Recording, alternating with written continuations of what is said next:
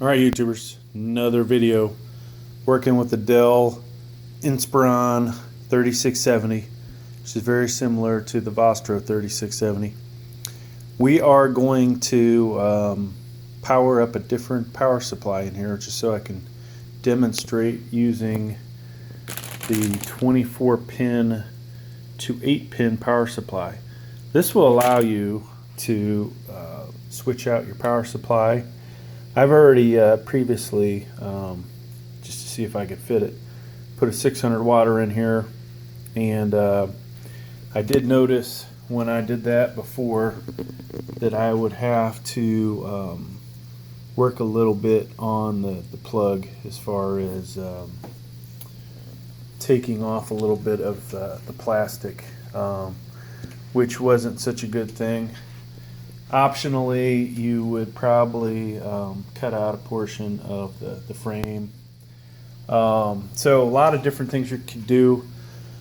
Fortunately, we're not going to cut up this frame, but we'll demonstrate that it will work, and we're going to keep the power supply external to our computer. This is a one from an ASUS computer. But you see it has all your SATA power that you could want, 24 pin power and the CPU, and so we're going to get this going. Hopefully we'll be successful. This is a block Erupter 24 pin to 8, and it should work. So let me get it all set up and I'll show you it functioning. Alright, so first thing we do, unplug the existing power supply, and then we're going to come in here. There is your 8 pin, if you can see it in white, that's what we're going to disconnect so that we can plug this guy in its spot. Alright, so we have on our 24 pin to 8 pin, we have that snapped in there. Now we're going to connect our 24 pin from the adapter to the 24 pin on the power supply, and there it is connected. Alright, so changing plans. We are actually going to take the power supply out because guess what? The CPU power cable is not long enough. So basically we removed the 4 screws. 1, 2, 3. Excuse me. 1, 2, 3. And then the 4th one there. Alright, so there's our Dell power supply removed.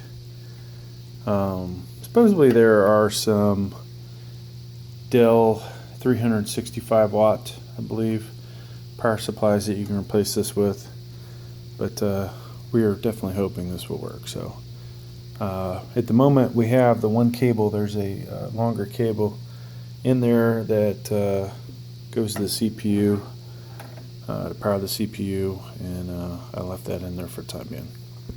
Alright, so we're taking the CPU cable to the what we'll call a CPU extension cable that plugs into the motherboard. We're connecting those two, and so that our CPU will get powered. And there's what it looks like when it is plugged in. Alright, so we took one of the connectors for SATA power, plugged it into this hard drive, not the solid state I've been using, and plugged in a SATA. So beyond connecting this back in over here, the CPU cable that I unplugged, which I didn't even need to because of the extension cable, once I get that plugged back in, then we will be ready to power it up. Of course, before that we have to plug it in, so then we'll power it up. Alright, so the moment of justice. As you can see, we have our power supply in there, and you know, what are the reasons for upgrading the power supply? Obviously, if you're watching this, it is probably because you want to go with a bigger video card. So eventually we will maybe we'll put a 1660 or GTX 1660 or a RX 570 in here, just so you can see it. The 1660, and we also have a GTX 1070, but both of those are on. Alright folks, I had a little problem with the Samsung cell phone here recording in 4K. She crapped out on me, so not sure what what you actually heard and what you didn't. Hopefully I'll catch it in editing. Now, just to rewind, we've got our hard drive off of the power supply. We're using the SATA power there, and one of the 4 available SATA 3s off the motherboard, and I don't necessarily have the power supply bolted in, and it probably will not fit perfectly, so you'll have to do some grazing right in there on it. I don't know if grazing is the right word, but remove a little material. So there may be a surprise in this, and I'm not actually sure that we're only going to. So let's get this thing powered up, because I keep trying to record it. The camera's running low on power, and we'll just fire it up now. Looks like it's going to work. So just so you know, SATA power off of the power supply, one of the 4 SATAs for that hard drive, and in the back I would be able to get a couple screws in there probably, but not all of them. So you would have to remove some material probably from the frame down there, or some of the plastic off of the power supply. I'm not sure what I'm going to do in the future. This power supply is actually not mine anymore, so I'm just borrowing it. Here is the existing Dell power supply.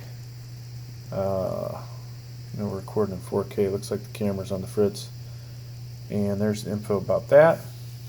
So, boom, we're up, and that is a good thing, folks. I forgot how much this item cost. Sorry, I had to look away and put my password in. I'm not sure how much this actually cost, but it is, $11–12. Pretty cheap. I'll have the link down below. There's a lot of different ones you can get. I think I grabbed the cheapest one. But just so you can see, this is my my Dell 3670, the i5 8400 in it, and honestly, something surprising here is 3 hard drives. So somehow the existing power is coming off the motherboard. So the power from that power supply is going into the motherboard and powering my StarTrax connectors, which were left connected to the other drives. So that's actually kind of surprising that worked, but hey, I'll take it. So I actually don't need the StarTrax, but if you want a cheapest fix to add hard drives, check out my video on that. And that's about it for this one. Hopefully you understood what happened there and all the details. If you got questions, ask below. Please like, please subscribe. Thank you.